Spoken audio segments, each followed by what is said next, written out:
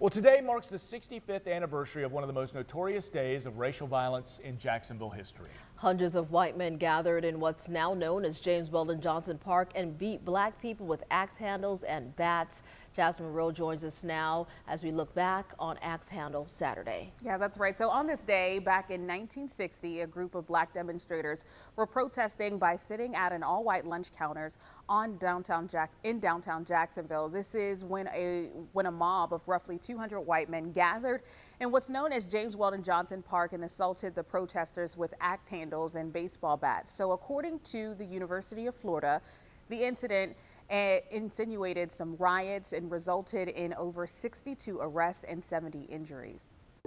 And we saw these men rushing to this truck and someone on the back of the truck distributing wheat from where we were. We didn't know at that time that they were axe handles and baseball bats and that sort of thing.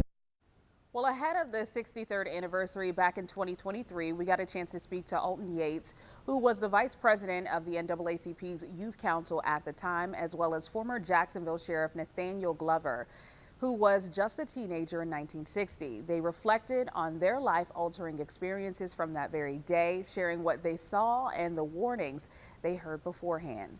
Now, the two went on to help shape the city of Jacksonville. In 1995, Glover became Florida's first black sheriff since Reconstruction, and retired Lieutenant Colonel Yates went on to serve under several mayoral administrations. You can see this full story right now on firstcoastnews.com. Just search Axe Handle Saturday.